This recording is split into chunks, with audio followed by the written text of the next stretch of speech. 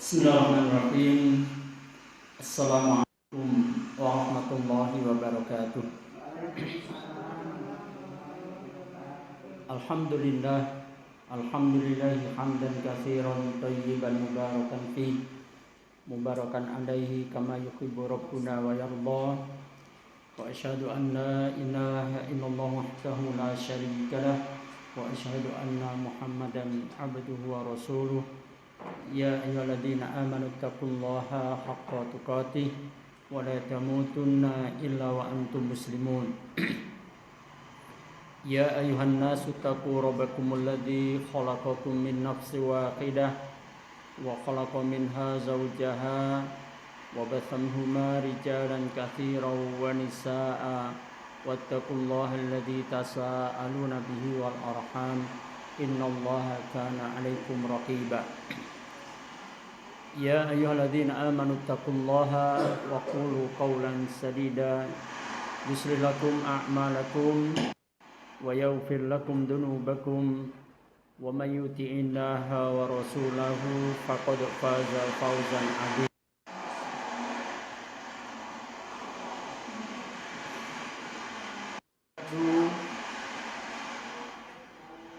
Fa inna asdaqal hadithi kitabullah wa khairal hadi Muhammadin sallallahu alaihi wasallam wa syarrul umuri muhdatsatuha wa kullu muhdatsatin bid'ah wa kullu bid'atin dhalalah wa kullu dhalalatin finnar. Allahumma salli ala Muhammad wa ala alihi wa ashabihi wa man tabi'ahum bi ihsani ila yaumil qiyamah. Faqala Allah ta'ala fil Qur'anil Karim wa may yuti'innaha wa rasulahu fa ulaika ma'al ladzina an'ama Allahu 'alaihim minan nabiyyin was-siddiqin wasyuhada'i was-shalihin wa hasuna ulaika rafiqa. Wa qala nabiyullah Muhammad sallallahu alaihi wasallam fil hadits anta ma'aman ahbabta atau kama qala Rasulullah sallallahu alaihi wasallam. Ibu-ibu yang saya hormatkan Allah Subhanahu wa taala, saudaraku seiman yang saya hormatkan Allah, tapi walaupun kita tidak sezaman dengan Nabi, tidak bisa mengekspresikan cinta kita kepada Nabi seperti para sahabat, tapi ada jalannya. Bagaimana cara kita membuktikan cinta kita kepada Nabi? Nanti ini akan menjadi asbab kita bisa bersama dengan Nabi, ya. Dalam hadis yang diriwayatkan oleh Anas bin Malik radhiyallahu anhu, kayak ini pernah saya sampaikan pada materi yang dirindukan surga, ya. Ketika Anas bin Malik menyatakan bahwa Rasulullah menyatakan kepadaku, ini nasihat Rasulullah nih, kalau kamu dari pagi hari sampai sore hari, masih ingat gak hadis itu? Kalau kamu dari pagi hari sampai sore hari mampu menghilangkan khianat kepada orang lain pada dirimu, maka lakukanlah. Karena hal itu adalah sunnahku. Kemudian Rasulullah menyatakan, man ahya sunnati faqad ahabbani, wa man ahabbani kana ma'i fil jannah. Siapapun yang menghidupkan, menjalankan, mempraktekkan, mengamalkan sunnahku, dan sunnah Nabi banyak. Seluruh syariat Islam adalah sunnah Nabi. Kalau kita mempraktekkan, mengamalkan dalam kehidupan ini ajaran Nabi, berarti itulah bukti cinta kita kepada Nabi. Ya, kepada Nabi. Nah, ibu-ibu azakumullah, kalau sudah terbukti seperti itu, Rasulullah menyatakan, man ahabbani, siapapun yang mencintaiku, kana ma'i fil jannah. Ini perolehannya. Siapapun yang mencintaiku, maka dia bersamaku di surga. Bisa kan jalannya? Ya, baik, warahmatullah. Maka Nabi telah menjelaskan baik di dalam ayat maupun juga di dalam hadis, ya. Bagaimana supaya kita bisa bersama Nabi? Setidak-tidaknya ada 8 golongan orang bersama Nabi di surga, ya. Yang pertama, atau saya lebih suka menyebutnya itu apa nih, sebab ya, sebab-sebab bisa bersama Nabi di surga. Sebab yang pertama adalah kalau kita taat kepada Allah dan Rasul-Nya. Ini puncak ini. Ya, puncak bagaimana caranya kita bisa bersama Nabi di surga. Kalau di dunia kita sudah nggak bisa karena kita nggak hidup sezaman dengan Nabi ya. Tapi di akhirat kita masih ada kesempatan untuk bisa bersama Nabi di surga. Inilah salah satu di antara caranya. Puncaknya adalah mentaati Allah dan Rasul-Nya. Nah, saudaraku seiman yang saya muliakan Allah Subhanahu wa taala, mari kita buka surat An-Nisa atau buka saja tadi yang sersanan saya sudah tercantum itu surat An-Nisa ayat 69 ya. Silakan dibacakan Mbak Erni, mau dibacakan monggo.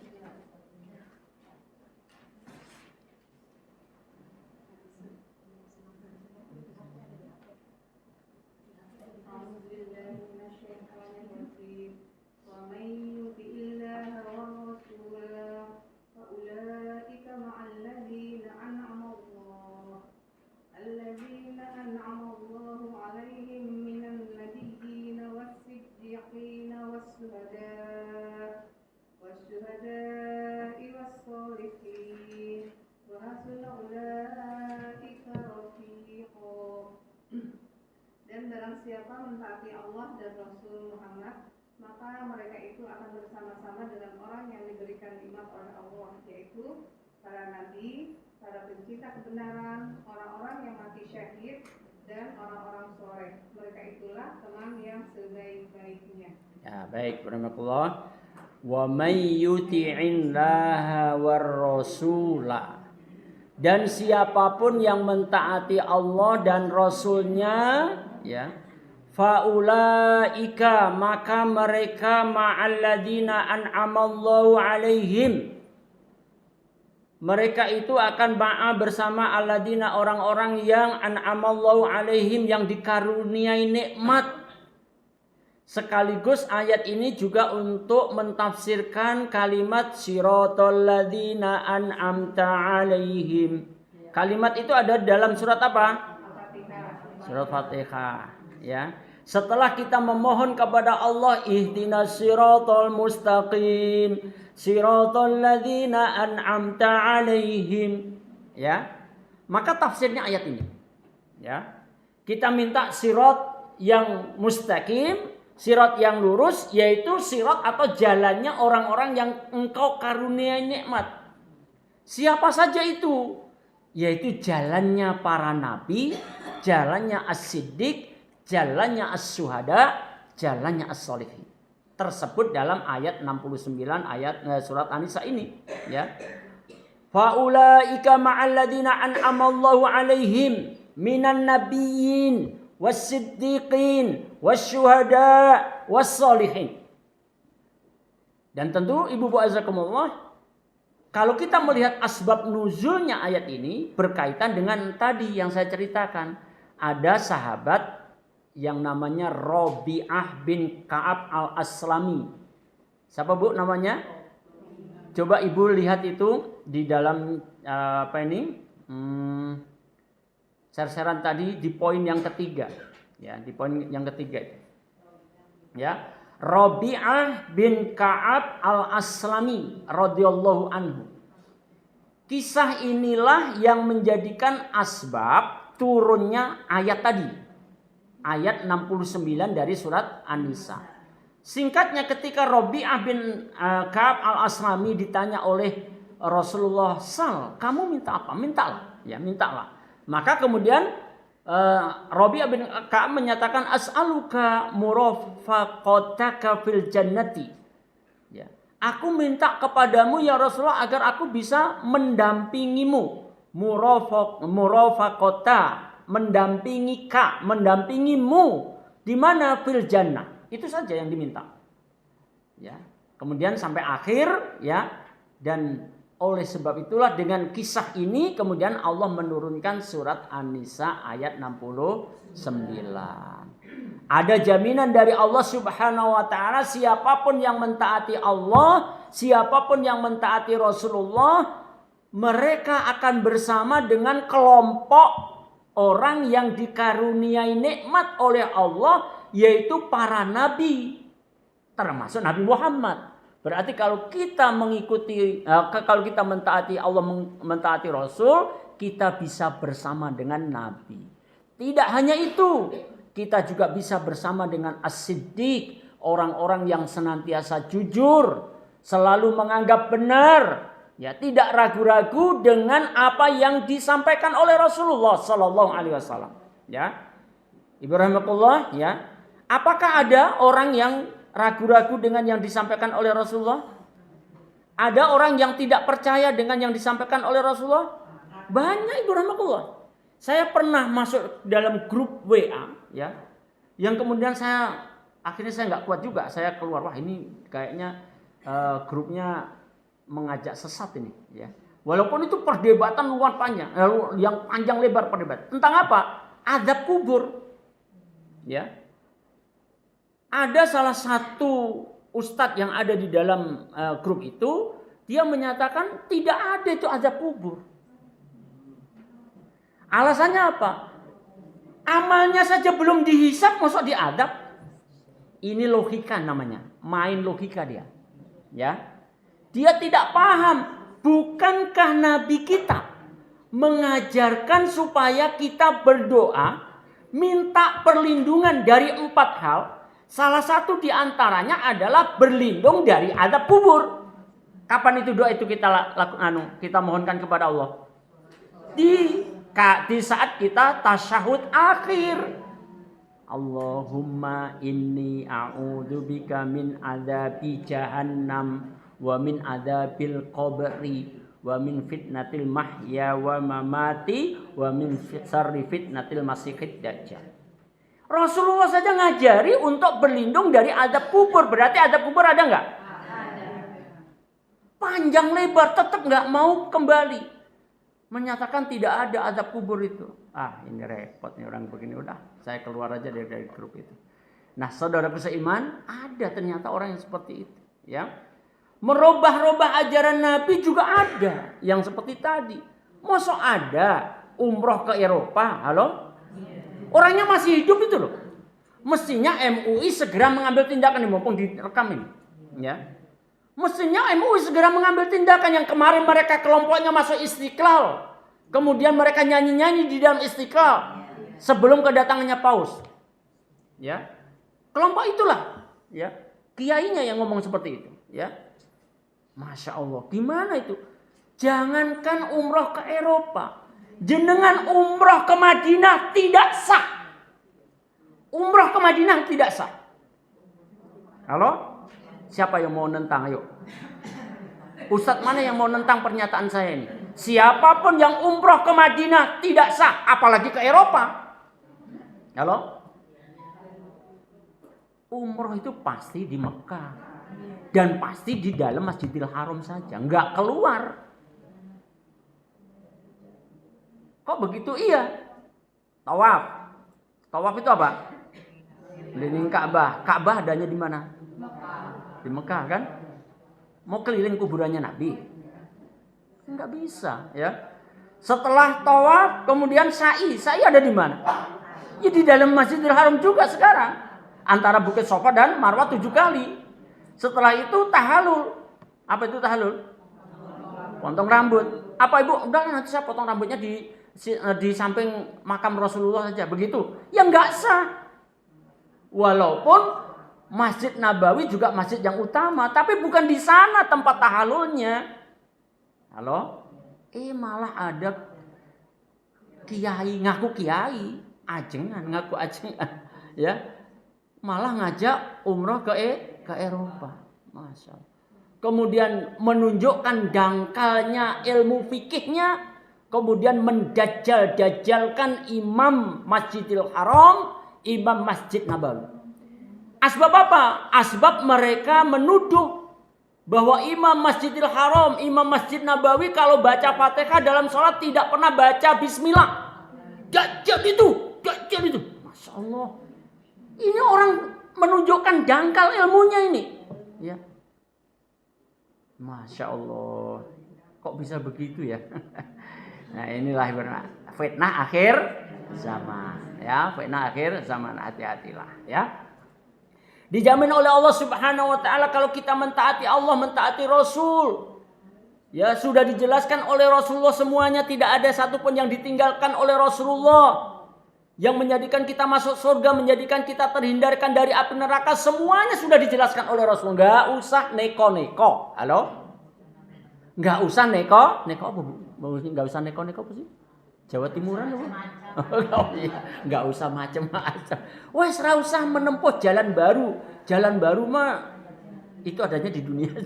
Jalan baru. Subhanallah ya. Cukuplah, merasa cukuplah dengan apa yang diajarkan oleh Nabi, karena Nabi sudah menjelaskan semuanya, ya. Kemudian kita masuk asbab yang kedua. Ya, asbab yang kedua, kalau kita pengen bersama Nabi Sallallahu Alaihi Wasallam, hendaklah kita mencintai Nabi. Tadi sudah kita singgung-singgung kan? Tapi sekarang kita akan mengambil satu hadis lagi, masih dari Anas bin Malik radhiyallahu anhu yang diriwayatkan oleh Imam Bukhari. Di mana ketika Anas bin Malik radhiyallahu anhu menceritakan bahwa kami tidak pernah merasa gembira segembira ini ketika Nabi mengucapkan, perhatikan ini ya.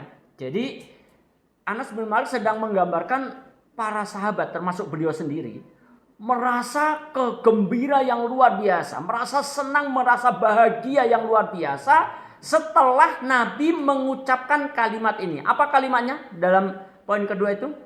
Coba dilihat itu poin kedua. Anta ma'a man ahbab. Engkau akan bersama dengan orang yang engkau cintai. Ingat, tadi saya berikan gambaran bagaimana para sahabat itu mencintai Nabi. Luar biasa, mereka sanggup kehilangan nyawanya, sanggup kehilangan hartanya, berpisah dengan keluarganya, nggak apa-apa. Yang penting bersama Nabi. Saking cintanya kepada Nabi. Mendengar berita Nabi wafat aja nggak terima, karena pengen bersama Nabi terus gitu, ya. Nah, saudaraku seiman, ya. Sekarang kenapa? Coba ibu pikirkan ini, ibu pikirkan. Kenapa Anas bin Malik kok dan para sahabat yang lain begitu mendengar Rasulullah menyatakan anta ma'aman ahbabta, engkau akan bersama dengan orang yang engkau cintai, kok mereka kemudian merasa bahagia banget? Bahkan perasaan bahagianya luar biasa. Kenapa kira-kira? Mungkin bahasa kita ini, bahasa dunia. Terjawab sudah keinginanku. Halo? Kunya di sini saya menggambarkan para sahabat ya. Terjawab sudah keinginan para sahabat yang selalu pengen bersama Nabi, tidak hanya bersama di dunia, tapi pengen juga bersama sampai akhirat di surga. Sementara kita tidak bisa bersama dengan Nabi di dunia, tapi kita masih ada kesempatan bisa bersama Nabi bersama dengan Nabi di surga. Caranya apa?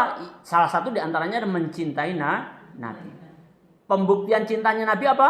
Tadi mencintai Nabi yang tadi hadis yang awal, bukannya hadis yang awal yang tadi ketika saya masih memberikan pengantar.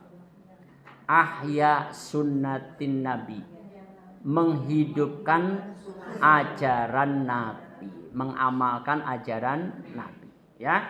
Yang tidak diajarkan gak usah diamalin, ya. Nah, saudaraku seiman yang saya hormatkan Allah Subhanahu wa taala. Kemudian Anas bin Malik melanjutkan, sungguh aku, ya di sana tertulis saya gitu ya.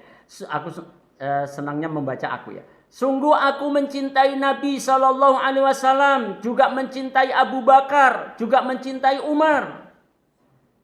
Pendek kata, Anas bin Malik ini menyatakan aku mencintai semuanya gitu ya. Ya Nabi, ya sahabat-sahabat dicintainya semua ya. Apa harapannya dengan mencintai itu? Mencintai Nabi, mencintai Abu Bakar, mencintai Umar. Aku berharap agar bisa bersama mereka nanti di akhirat. Ingat-ingat surat An-Nisa ayat 69. 4 golongan tadi yang akan bersama akan bisa bersama dengan mereka kalau kita mentaati Allah dan Rasul. 4 golongan itu siapa aja? An-Nabi. Jelas para sahabat bukan nabi. Berikutnya As-Siddiq, jelas para sahabat As-Siddiq. Yang berikutnya As-Syuhada, banyak para sahabat syuhada. Kemudian yang berikutnya As-Sholihin, jelas para sahabat adalah As-Sholihin semua. Nah, maka kemudian Anas bin Malik menyatakan, aku ingin bersama mereka di akhirat walaupun amalku tidak seperti mereka. Ini Anas bin Malik loh. Anas bin Malik yang usia yang paling panjang, wafat terakhir di kalangan para sahabat, anaknya sampai 90 itu ya. Nah, saudaraku seiman ya, Anas bin Malik tentu orang yang saleh. Didikan Rasulullah, menjadi pembantunya Rasul dari kecil. Maka kira-kira gimana Bu ilmunya Anas bin Malik? Tapi Anas bin Malik menyatakan, aku pengen bersama mereka, termasuk yang tadi yang disebut siapa? Abu Bakar, Umar, walaupun amalku tidak seperti mereka. Terus amal kita gimana kalau dibandingkan dengan Umar, Abu Bakar? Tambah jauh lah. Ibu rahimahullah. Tapi pintu bisa bersama mereka ada. Pintu bersama dengan mereka di akhirat masih ada. Pintunya apa? Cintailah mereka. Yuk kita coba angkat surat At-Taubah ayat 100. Bagaimana caranya kita mewujudkan cinta kita kepada para sahabat? Kalau kepada para nabi, tentu apa Bu? Menghidupkan sunnah nabi. Tapi kecintaan kita kepada para sahabat bagaimana? Silahkan dibacakan surat At-Taubah ayat 100. Was-sabiqunal awwaluna minal muhajirin wal ansaril ladzina tabauhum bi ihsan, gitu ya. Ya monggo silakan bacakan yuk. Monggo.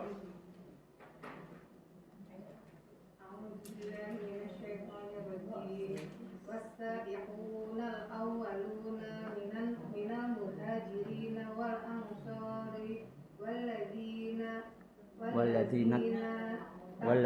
tabauhum bi ihsan radhiyallahu anhum wa radu an wa a'adda lahum jannatin tajri tahtaha al-anhar khalidina fiha abada dzalikal fawzul azim. Dan orang-orang yang terdahulu lagi pertama masuk Islam di antara orang-orang muhajirin dan ansor dan orang-orang yang mengikuti mereka dengan baik, Allah ridho kepada mereka dan mereka pun ridho kepada Allah. Allah menyediakan bagi mereka surga-surga yang mengalir di bawahnya sungai-sungai. Mereka kekal di dalamnya selama-lamanya. Itulah kemenangan yang agung. Barakallahu fiik. Was-sabiqunal awwaluna minal muhajirin wal ansar walladzina tabauhum bi ihsan radhiyallahu anhum wa radu anhu ila akhir ayat. Dan orang-orang yang pertama-tama memasuki al-Islam dari kalangan al-muhajirin. Siapa itu al-muhajirin? Sahabat yang berasal dari Mekah. Kenapa disebut muhajirin? Karena mereka hijrah ke Madinah. Al-Ansor, siapa mereka? Al-Ansor ini sahabat Nabi yang dari Madinah. Kenapa disebut Al-Ansor? Karena memberikan pertolongan kepada sahabat-sahabat yang dari Mekah. Terus pintu kita ada di mana? Ayat ini, walladzina tabauhum, dan orang-orang yang mengikuti mereka. Mereka mengikuti mereka siapa? Mengikuti para sahabat. Bagaimana cara mengikutinya? Bi ihsan, dengan cara yang baik. Dengan cara yang baik itu apa? Semua yang diajarkan Nabi pasti para sahabat sudah mempraktekkan. Maka kaidahnya, kalau ada satu amal bisa kita saring. Kalau amal ini benar dari Nabi, pasti ada sahabat yang mempraktekkan. Kalau sampai tidak bisa menunjukkan sahabat siapa yang mempraktekkan ini, kalau mereka nggak bisa menunjukkan berarti kita ragu-ragu. Ini jangan-jangan nggak diajarkan Nabi ini. Kalau kita sudah ragu-ragu, jangan-jangan ini tidak diajarkan Nabi, lebih baik kita tinggalkan. Lebih baik kita melaksanakan apa yang sudah jelas dari Nabi. Ya, kenapa kok sahabat jadi ukuran, Bu? Kenapa sahabat kok jadi ukuran? Kenapa? Karena Nabi itu memang muridnya, para sahabat itu adalah muridnya Nabi. Praktek Islamnya dimonitor, diawasi oleh Nabi, ya. Jadi makanya sampai kemudian Allah istilahnya mentazkiyah mereka. Radhiyallahu anhu. Allah ridho kepada mereka. Dalam ayat 100 surat At-Taubah tadi, kalau kita mengikuti mereka dengan baik, yang mereka kerjakan kita kerjakan, yang mereka tidak kerjakan kita tidak mengerjakan, itu namanya baik, mengikutinya, maka kita akan bersama dengan mereka, kalimatnya juga sama, radhiyallahu anhum. Coba perhatikan di ayat itu. Setelah Allah menyatakan walladzina taba'uhum bi ihsan, dan orang-orang yang mengikuti para sahabat dengan baik, radhiyallahu anhum wa radu anhu, maka mereka akan diridhoi oleh Allah. Allah ridho kepada mereka. Mereka siapa dalam radhiyallahu anhum itu? Para sahabat dan kita yang mengikuti mereka dengan baik. Mudah-mudahan kita terhindarkan dari fitnah-fitnah akhir zaman yang menyimpang dari pengajaran Nabi sallallahu alaihi wasallam. Ya, baik, barakallahu ya. Jadi anta ma'an man ahbabta, kalian bisa, kita, ya kamu kata Rasulullah, akan bersama dengan orang yang engkau cintai. Kita mencintai Nabi, kita juga mencintai para sahabat. Kita mencintai Nabi dengan cara mengamalkan sunnah Nabi. Kita mencintai para sahabat, mengikuti caranya para sahabat. Wallahu a'lam ya. Tapi ingat ya, dalam masalah agama jangan terjebak. Kalau sarana mah kita bebas. Kadang-kadang saudara kita kalau diingatkan kan membantah. Ya sudah, kalau gitu ke Mekah pakai onta saja. Kan itu hal yang baru juga. Iya betul, itu hal yang baru. Itu muhdats juga, itu hal yang baru. Tapi itu masalah sarana. Kalau masalah sarana tergantung dari ilmu pengetahuan yang diizinkan oleh Allah terbuka. Dulu Nabi juga nggak pernah pakai ini. Halo? Terus ini juga menyesatkan. Ya enggak, ini masalah sarana. Ya enggak lah, ya. Lampu, pengeras suara, pesawat, sepeda ontel. Yang saya masih hobi sepeda ontel. Iya, Masya Allah, ya enggak apa. Itu semuanya Nabi enggak kenal. Yang kenalnya kendaraannya onta, kuda, keledai, kan begitu. Masa kemudian diingatkan, ya sudah kamu ke Mekah pakai onta aja. Enggak masuk akal itu. Bantahannya enggak masuk akal ya. Kemudian asbab yang ketiga, yuk lihat asbab yang ketiga, ya. Asbab yang ketiga adalah memperbanyak sholat sunnah. Maksudnya tentu sholat sunnah yang diajarkan oleh Nabi, ya, bukan sholat sunnah bikinan selain Nabi. Ada sholat sunnah bikinan selain Nabi, ada, ya. Di antara sholat ar-raghaib. Sholat ar-raghaib itu biasanya dilakukan ba'da sholat maghrib sampai sholat isya, ya, dilakukan pada bulan Rajab di Jumat pertama kalau nggak salah begitu ya. Jumlahnya nggak tahu 12 atau berapa itu, lupa saya. Nah itu bukan ajaran dari Nabi itu, ya. Kenapa mesti harus dilakukan, ya? Nah saudaraku seiman yang saya muliakan Allah Subhanahu Wa Taala, ya, baik ya. Memperbanyak sholat sunnah. Apa dalilnya? Asbab yang ketiga ini. Tadi kisah Rabi'ah bin Ka'ab al-Aslami, ya, sahabat Rasulullah ini. Beliau menceritakan bahwa aku pernah bermalam bersama Nabi itu ya. Kuntu abitu ma'a Rasulillahi sallallahu alaihi wasallam. Aku pernah mabit, bahasa kita gitulah. Ya, abid mabit ya. Mabit itu apa, Bu? Bermalam kan, ya. Aku pernah bermalam bersama Nabi, bersama Rasulullah sallallahu alaihi wasallam. Kemudian fa'ataitu biwudu'ihi wa hajatihi, itu ada harokat yang kurang pas itu ya. Biwudu'ihi harusnya biwudu'ihi harusnya gitu ya. biwudu'ihi wa hajatihi. Kemudian Rabi'ah bin Ka'ab melayani Nabi. Apa bentuknya? Mengambilkan air wudhu dan juga keperluan-keperluan Nabi yang lainnya diservis lah gitu ya. Dilayani oleh Rabi'ah bin Ka'ab. Begitu Rasulullah dilayani oleh Rabi'ah bin Ka'ab, kemudian Rasulullah menyatakan kepada Rabi'ah, "Sal, mintalah kamu sekarang. Sekarang kamu minta apa?" Nah, inilah yang tadi saya ceritakan. Kemudian Rabi'ah bin Ka'ab al-Aslami minta apa, Bu? Izinkan aku bisa mendampingimu di surga. Izinkan aku bisa bersamamu ya Rasulullah di surga. Kemudian ditanya lagi oleh Rasulullah, "Au ghairu dzalika, apakah ada lagi yang selain itu? Selain bersamaku di surga, kamu minta apa lagi?" gitu loh. Ternyata Rabi'ah bin Ka'ab tetap aja menjawab, "Cuma itu saja ya Rasulullah." Masya Allah, nggak minta yang lain-lain.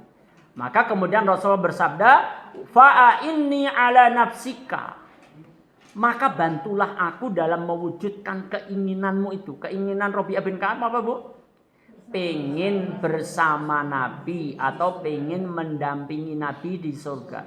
Bantulah aku untuk mewujudkan keinginanmu itu dengan apa? Bikathrotis sujud. Dengan memperbanyak sujud. Memperbanyak sujud ini apa maksudnya? Maka kemudian dijelaskan oleh para ulama, yang dimaksud dengan memperbanyak sujud ini memperbanyak sholat sunnah. Kenapa kok sholat sunnah? Karena kalau kita hanya mengandalkan sholat wajib, sujudnya sudah tertentu bilangannya. Monggo silahkan dihitung sendirilah, mulai dari subuh sampai isya itu kira-kira berapa sujudnya.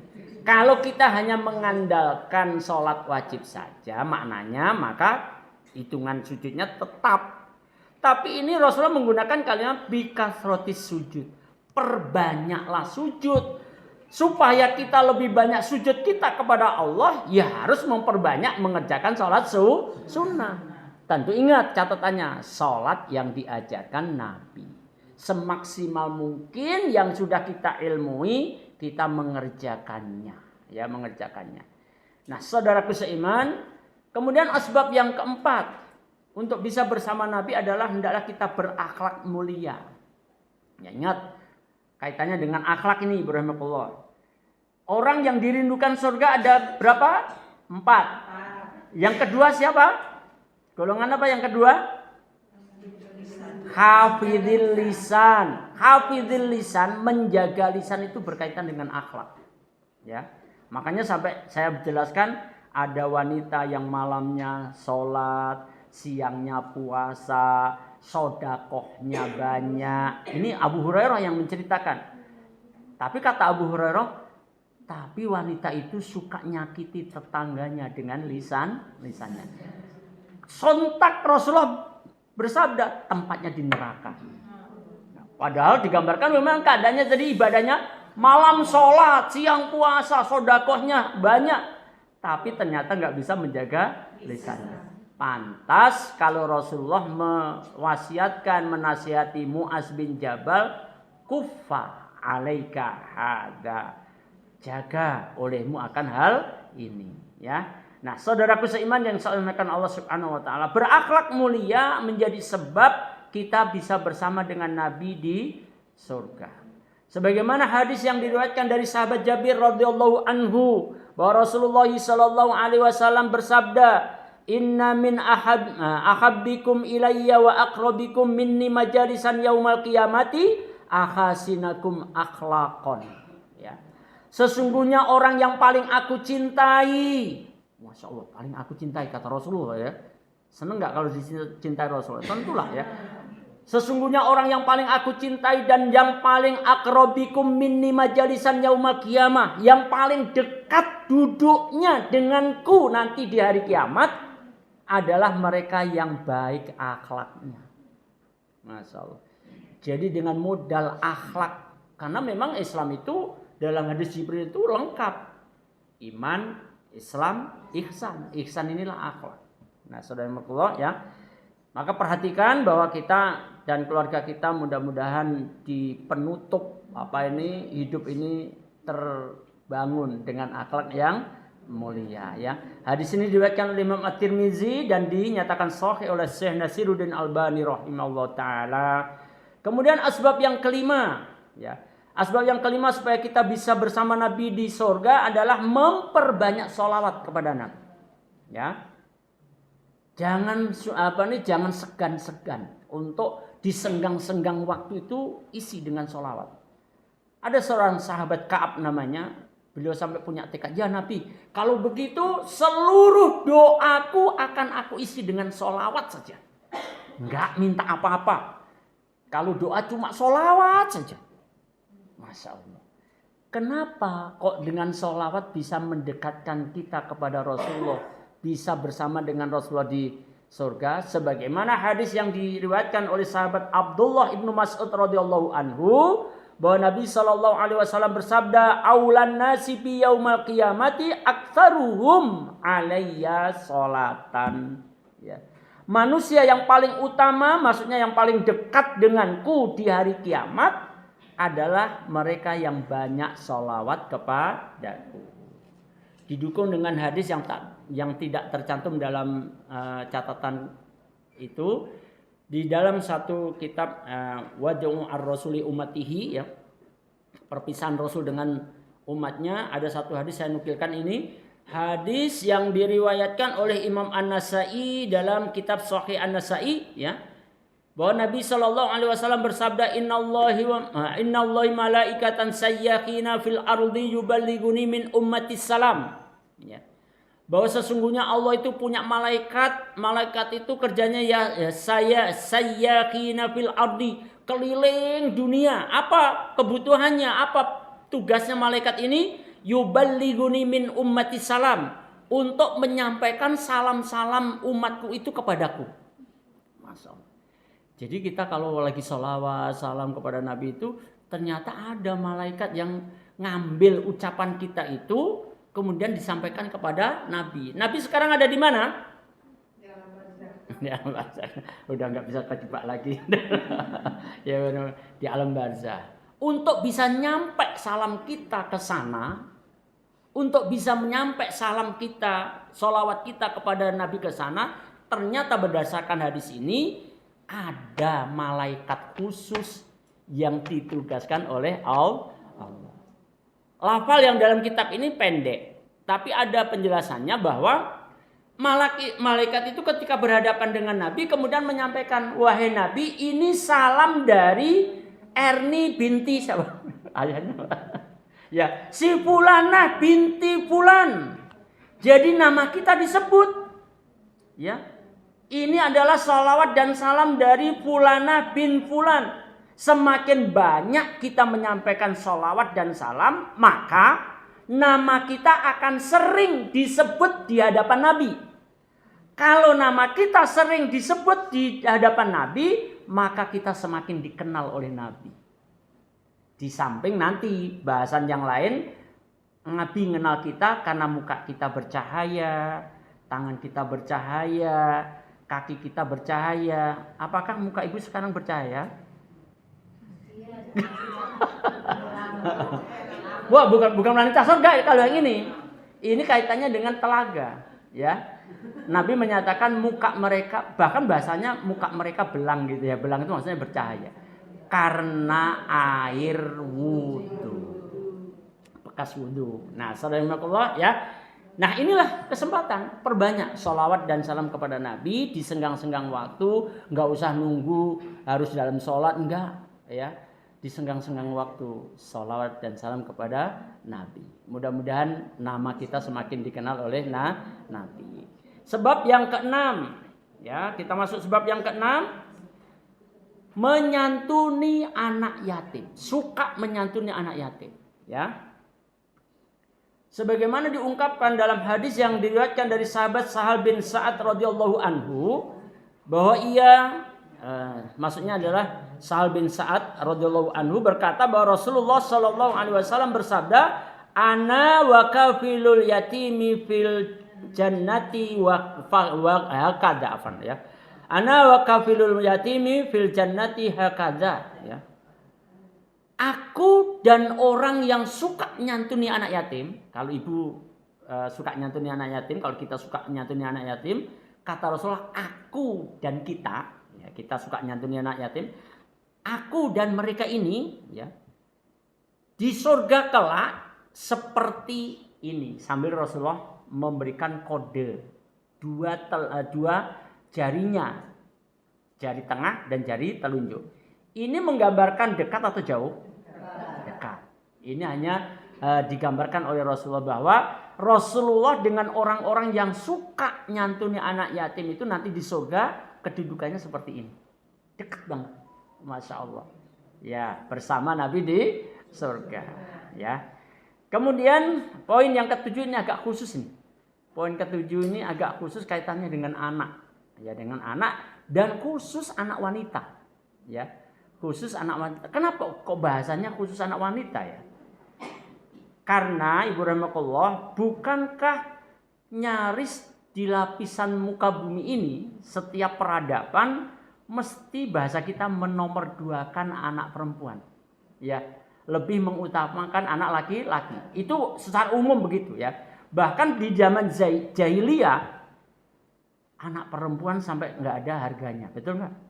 Sampai dipendem hidup-hidup dan sebagainya.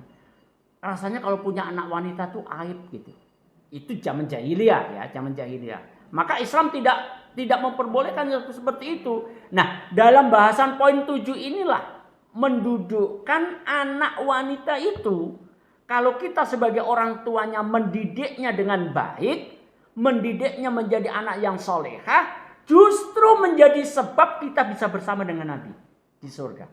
Ya, sebagaimana hadis yang diriwayatkan oleh dari Anas bin Malik radhiyallahu anhu dalam kitab Adabul Mufrad Imam Bukhari, ya, bahwa Rasulullah SAW bersabda, man ala jariyataini hatta tadaraka dakhaltu ana wa huwa fil jannati kahatain, ya. Barang siapa yang memelihara, maksudnya mendidik dua anak wanitanya hingga dewasa menjadi anak yang solihah, maksudnya ya, maka aku akan masuk surga bersamanya, bersama orang tua tersebut, ya, di surga kelak seperti ini. Rasulullah juga memberikan isyarat dua jari, ya. Tapi dalam hadis ini disebut jariyatain, dua anak wanita, ya. Terus muncul pertanyaan, bagaimana kalau anaknya cuma satu dan wanita juga? Bagaimana kalau anaknya 3 atau 4 wanita semua? Terus gimana? Hadis ini bunyinya cuma 2 anak wanita. Maka jawabannya yang pertama, kalau anaknya cuma 1, Nabi juga pernah ditanya, bagaimana ya Nabi kalau anaknya cuma 1 wanita? Maka Nabi juga menyatakan walaupun anaknya cuma 1. Artinya apa? Kalau anaknya 1 dan perempuan dan kemudian dididik dengan baik menjadi anak yang solehah, tetap akan menjadi asbab orang tuanya yang didiknya itu, yang mendidik anak itu menjadi bersama dengan Nabi di surga. Bagaimana dengan yang 3 atau 4? Yang 2 saja bisa menjadikan asbab, apalagi sampai 3 dan 4 gitu ya. Nah, yang terakhir Barakallah, ini kaitannya adalah zat yang menetapkan semua kejadian. Kita pengen masuk surga. Siapa yang mengizinkan kita masuk surga, Bu? Allah. Kenapa kok Allah? Ya, memang surga milik Allah. Kalau kita pengen bersama Nabi di surga, kira-kira siapa yang menentukan? Ya Allah juga, ya. Karena semua itu tergantung amal kita diterima atau tidak. Siapa yang menerima amal kita? Siapa yang nolak amal kita? Allah juga. Maka penting dalam poin ke-8 ini, walaupun ini athar sahabat, kalau disebut athar sahabat itu berarti bukan dari Nabi, tapi diperbuat oleh sahabat. Siapa yang memperbuatnya adalah Abdullah ibnu Mas'ud radhiyallahu anhu. Apa perbuatannya? Berdoa. Doalah, minta kepada Allah agar kita bisa bersama Nabi di surga. Lafal doanya sudah ada. Tadi saya share. Silahkan ya untuk diamalkan. Nambah perbendaharaan doa. Nambah untaian-untaian doa kita. Silahkan. Apa itu bunyinya? Allahumma inni as'aluka imanan la yartaddu wa na'iman la yanfaddu wa murafaqata Muhammadin fi a'la jannatil khuldi. Ya Allah, aku meminta kepadamu keimanan yang tidak berubah atau tidak yartad, tidak murtad, tidak hilang, tidak lepas, ya. Kemudian wanya iman, juga minta kenikmatan layan fat yang tidak pernah terputus. Minta kepada Allah supaya diberikan kenikmatan terus, ya, yang tidak pernah terputus. Yang terakhir ini kaitannya dengan bersama Nabi. Dan agar aku bisa menjadi murafaqata, pendamping Muhammadin. Jadi kita minta kepada Allah agar diizinkan bisa menjadi pendampingnya Nabi Muhammad fi a'la jannatil khuldi, nanti di surga yang paling tinggi derajatnya. Masya Allah. Hadis ini asar ini diriwayatkan oleh Imam Ahmad dan sanadnya sahih, ditakhrij oleh Syekh Nasiruddin Albani, menyatakan isnadnya hasan, bisa diamalkan. Nah, Ibu wa azakumullah, hanya kepada Allah kita memohon segala sesuatu, ya. Sebagaimana yang kita selalu nyatakan kepada Allah, iyyaka na'budu wa iyyaka nasta'in. Kalau kita ingin bersama Nabi di surga, ya mintalah kepada Allah yang menentukan segala kejadian, baik di jagat raya ini ataupun keadaan di akhirat. Wallahu a'lam bishawab. Inilah sebab-sebab bisa bersama Nabi di surga. Mudah-mudahan Allah Jalla wa'ala mengizinkan kita dan keluarga kita dengan asbab apapun juga bisa bersama Nabi di surga Allah Subhanahu wa ta'ala. Wallahu a'lam bishawab. Sebelum diakhiri, ada yang mau ditanyakan? Tafadhol maskura. Tidak ada yang ditanyakan, Ibu? Rahmatullah. Wah, Masya Allah udah. Monggo silakan. Waalaikumsalam.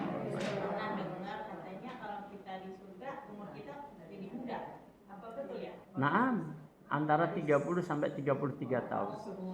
Ya. Masya banyak sih, Bu. Nanti kalau kan kayaknya materi Ustaz Mudir ada itu Sifatul Jannah. Saya pernah lihat potongan videonya. Ini ada Sifatul Jannah gitu. Asik, Bu, kalau membicarakan Sifatul Jannah wa ahli, ya. Jadi ada satu kitab Sifatul Jannah wa ahli wa Sifatun Nar wa ahli, ya. Sifat surga dan calon penghuninya, dan sifat neraka juga calon penghuninya. Kayak apa?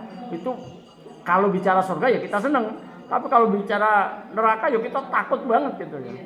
Bagaimana minum kemudian minuman itu bisa meluluh lantakkan perut, itu kalau bicara neraka gitu, Masya Allah, ya.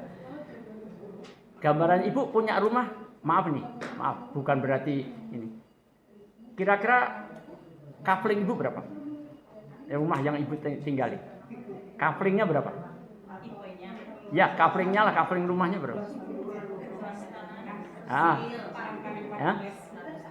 134. Tadi saya kisahkan orang, tapi jangan sampai yang terakhir ya. Jangan sampai yang terakhir masuk surga. Kenapa? Berarti masuk neraka dulu. Makanya itu. Karena yang masuk terakhir itu adalah yang terakhir keluar dari neraka. Ya, jangan sampai. Kita pengennya ya yang di atasnya, ya. Yang terakhir masuk surga saja kaflingnya 10 kali dunia. Jadi kalau kita sekarang punya kafling di Wisma Asri atau di mana Ibu tinggal, cuma katakanlah sampai 200 meter misalnya, nggak usah sedih. Gunakan kafling 200 meter itu untuk tempat kita menempuh, sebab bisa masuk surga. Syukur kalau bisa bersama Rasulullah, dan itu bisa, insya Allah, ya. Ada yang lain, Ibu? Masya Allah. Ya, monggo Mbak Erni. Waalaikumsalam warahmatullahi wabarakatuh. Tadi Ustaz bilang kan kita itu keluarga itu akan bersama dengan suami, dan yang pernah saya dengar akan bersama suami yang bertakwa gitu ya, Ustaz ya. Ya. Nah, pertanyaannya, kalau misalnya wanita surga ini suaminya tidak di surga, bagaimana tuh Ustaz? Kok yo tekone kok yo kuwi to ya. Kok bukan materinya yang ditekon. Kan di surga. Yang ditanyakan yang kembang-kembangnya. Oke, nggak apa-apa. Sekarang coba Mbak Eni jawab. Istrinya Nuh alaihissalam, istrinya Lut alaihissalam, tempatnya di surga atau neraka? Berarti Nuh dan Lut alaihissalam masuk surga tanpa istri. Padahal di hadis yang lain Rasul menyatakan di surga itu tidak ada yang lajang, tidak ada yang bujang, semua ada pasangannya. Apakah dengan masuknya Nabi Nuh, masuknya Nabi Lut dalam kondisi istrinya di neraka, apa kemudian Nabi Nuh dan Nabi Lut akan lajang di yang terus? Sudah menyatakan nggak ada yang lajang, nggak ada yang bujang, pasti ada pasangannya. Cuma jangan nanya, pasangannya kok nanya saya? Ibu rahmatullah ya. Pasti ada pasangannya ditunjukkan oleh Ibu rahmatullah. Sebaliknya Asia yang dikisahkan sampai kemudian didolimi oleh Fir'aun dan bala tentara ini sampai tidak ada satupun lubang di tubuh Asia kecuali mengeluarkan darah semua ya. Sampai kemudian dia berdoa kepada Allah, ayat yang ke-11 atau ke-12 saya lupa ya. Masya Allah, ya Allah bangunkan di surga, sampai begitu Asia. Nah pertanyaannya, Asia masuk surga kan? Fir'aun? Nah, saya itu kadang jangan-jangan nanti tapi kan nggak boleh saja, nggak boleh memastikan karena tidak ada hujahnya. Tapi yang jelas, apakah Asia nanti istri yang masuk kemudian Asia tetap di surga? Enggak, berdasarkan Nabi pasti ada pasangannya. Cuma pasangannya siapa? Jangan nanya saya. Gitu ya Bu ya. Jadi nggak usah khawatir, pasti. Kemudian kalau siapanya ya nggak tahu, tapi yang jelas pasti adalah penduduk-penduduk surga yang memang berasal dari dunia sama ya. Tapi bagaimana kalau pertanyaan yang paling menarik itu bagaimana kalau dia nikah 2 kali wanita itu? Ternyata dua-dua suaminya memang suami-suami soleh semuanya. Yang nggak tahu di sini pernah saya obrolin nggak? Misalkan yang pertama adalah seorang ustadz soleh ya, ustadz soleh ya, bukan ustadz gadungan ya, ustadz soleh ya, yang surga. Kemudian yang kedua ternyata dia menikah dengan masjid. Dia bukan ustadz karena memang dia tidak ngajar, dia cuma ngimamin aja, hafal Quran. Dia masuk surga juga. Ya. Kemudian meninggal dia, kemudian nikah lagi yang ketiga.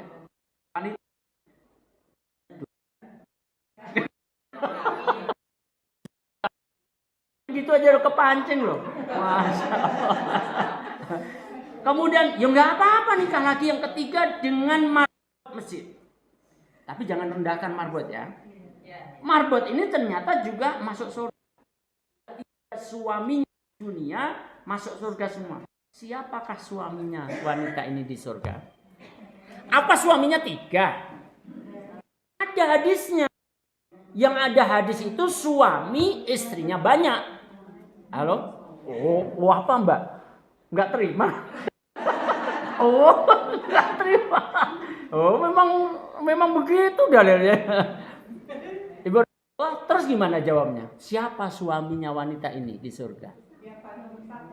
Naam, tadi pertanyaan Mbak tadi. Yang paling bertakwa, yang paling akhlaknya terbaik di antara 3 itu. Karena derajatnya akan beda. Jangan kemudian dikejar. Bagaimana kalau ternyata 3-3-nya derajatnya sama semua? Lah bikin susah pertanyaannya. Pertanyaannya bikin susah itu namanya. Pasti ada keunggulan salah satu di antara mereka yang dipilihkan oleh Allah. Kisahnya ada nggak sih sebenarnya? Ada. Ummu Salamah radhiyallahu anha. Suaminya yang pertama Abu Salamah. Halo ya, Abu Salamah sahabat Rasulullah, pasti masuk surga. Tapi kemudian Ummu Salamah dinikahi oleh Nabi. Nabi juga pasti masuk surga. Dua-dua suaminya di dunia masuk surga semuanya. Terus suaminya siapa? Ummu Salamah. Ya Rasulullah. Karena tentu yang paling soleh di antara dua mereka adalah. Terus apa kemudian Abu Salamah jadi nggak punya pasangan? Ya entar dulu pertanyaan itu akan dipasangkan dengan siapa? Cukup ya Bu ya? Baik, warahmatullah, tidak ada tempat kita mengadu, tidak ada tempat kita untuk mengeluarkan air mata berkeluh kesah hanya kepada Allah Subhanahu wa taala ya. Mudah-mudahan kita dan keluarga kita betul-betul diizinkan oleh Allah Subhanahu wa taala berada di dalam surga bersama Rasulullah sallallahu alaihi wasallam. Akhiru da'wan alhamdulillahirabbil alamin wa sallallahu nabiyina Muhammadin sallallahu alaihi wasallam. Kita tutup bersama dengan kifaratul majlis. Subhanakallahumma wa bihamdika asyhadu an la ilaha illa anta astaghfiruka wa atubu ilaik. Teriring salam untuk keluarga semua di rumah. Assalamualaikum warahmatullahi wabarakatuh.